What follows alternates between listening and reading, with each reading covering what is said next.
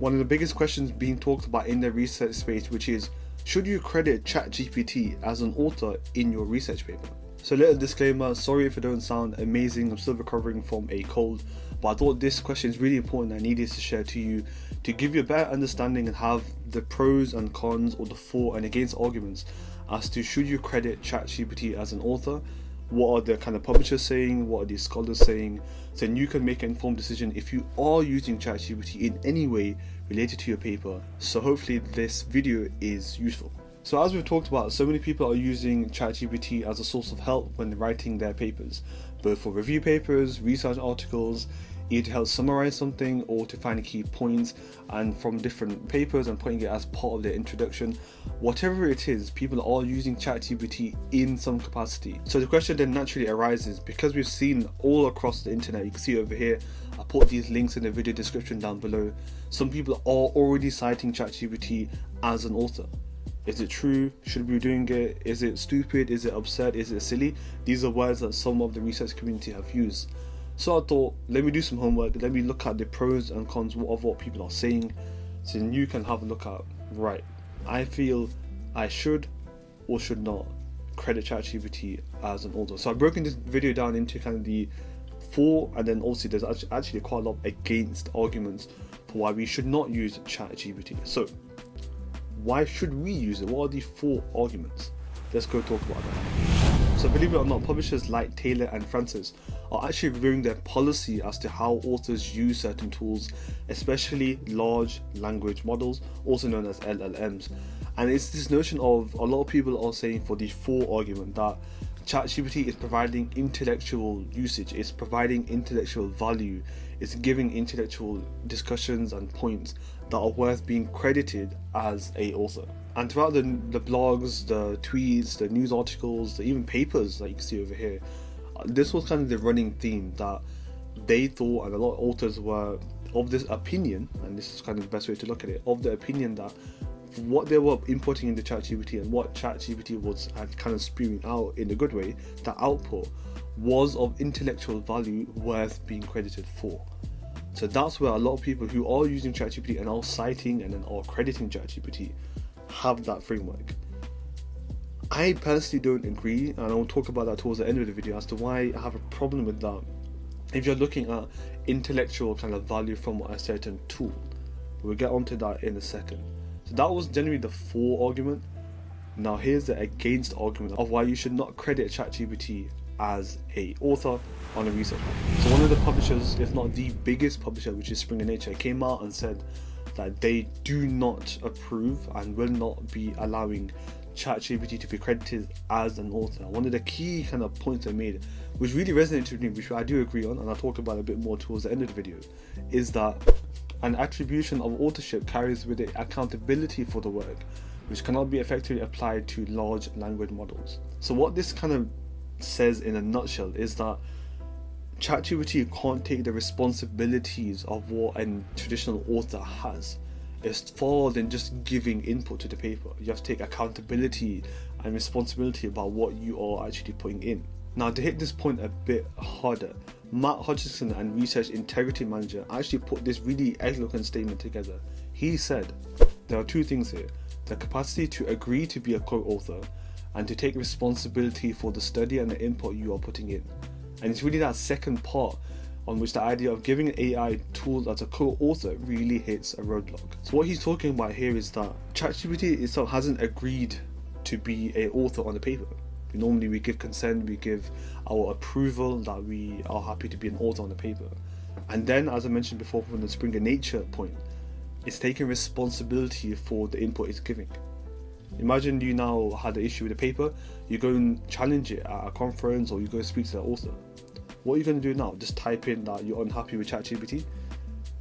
It doesn't make sense, and an AI at this stage can't assume the responsibilities of an author. And this is where one of the critical arguments against crediting ChatGPT is that ChatGPT can't take the responsibilities of being an author.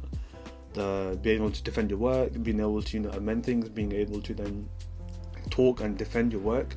Generally, it's not just about sticking your name on and you did some work. Unfortunately, some research is like that, But that is one of the critical arguments against of why AI cannot be seen as a genuine author to something. It is still a tool that people use, and that's going to be the key point I want to talk about in my take on all of this. So what is my view on all of this, looking at the pros and the cons, the fors and against? What would I do? If I'm working on a few papers, should I credit ChatGPT as an author? My stance is no. It's a categoric no. And the reason why is that a few things. One, a lot of people are saying that ChatGPT provided intellectual value as a tool. If that's the principle that we're standing by, then GraphPad Prism is providing intellectual value by running the stats analyses and generating the graphs that I would have taken many weeks to do by hand. It's providing intellectual value from that point of view. I could manually do the stats analysis. Just like with ChatGPT, you could manually sit there and summarize things if you wanted to. ChatGPT is making it quicker for you. It may be finding some nuances that you could have thought of yourself if you had the time. It's a tool that we're using, right? It's a tool researchers are using. So if that's the case, we should then be crediting every single tool that we use that's providing intellectual value to your paper. And that doesn't make sense. And it's a funny story actually. This is a side tangent, but I think you'll like this. When I was doing my PhD, I had to acknowledge the academic who put in a communal bid for a piece of machinery, so a piece of kind of tech hardware that we use. So it was a microplate reader. Now, I had to put her as an acknowledgement because she helped to get the funding for that. So I had the argument that if I'm now acknowledging her because she didn't get the funding from my own budget, she got it from university, I then have to put in the name of the person who bought in the cell culture hood, the -80 freezer, the pipettes, the bench, by that principle, right? And that's where the argument with my supervisor actually came around, because I'm not acknowledging somebody for something, I didn't have to acknowledge everybody else. It's the same principle here. If I have to acknowledge ChatGPT as an author based on that principle, I have to credit all the other tools I'm using. Microsoft Word, Notion, whatever it is that we're using, reference managing softwares like Mendeley and WebWorks, we have to use them. So that's where I think the argument falls apart. The other point is that I agree with the notion of it cannot assume responsibilities as a human being, as an author on the paper, and that already is a definitive, clearly no. It can't do that, therefore it can't be credited as an author. I see it as a tool. Many others should see it as a tool, in my opinion. These are my views, in my opinion. You may disagree.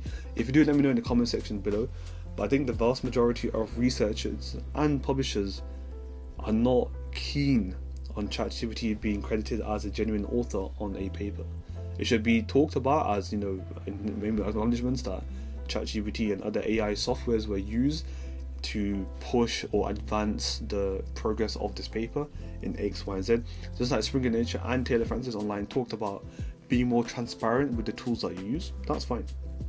But crediting as author, no. So here are the 3 things that I would love you to keep in mind if you are going to be using AI. So if you are going to use ChatGPT, verify and mold every single thing that is put out from an output from ChatGPT. Do not use anything as is. Verify it.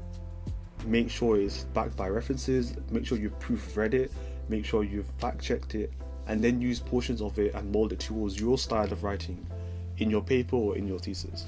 Always check the journal that you are submitting to. Some at this point in time may be welcoming or may be opposed to the notion of using ChatGPT as an author or even using it entirely.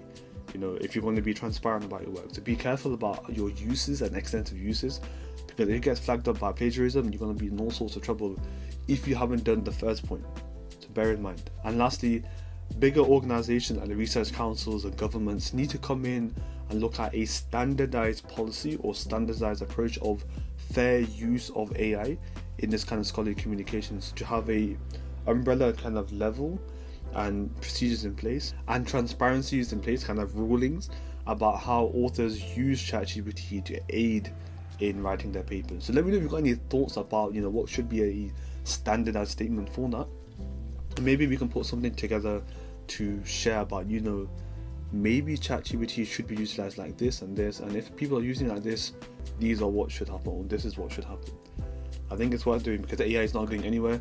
So we need to kind of police it well so we can make use of it properly and, you know, effectively, without it causing harm or causing problems in the long term.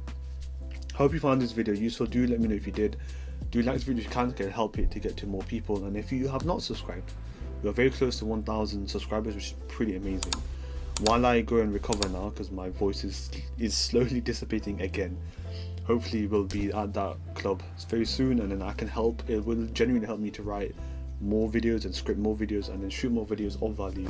I will not stop talking, but there are plenty of videos on my channel that you can check out, and one in particular is my kind of overview of what AI is in terms of the AI space.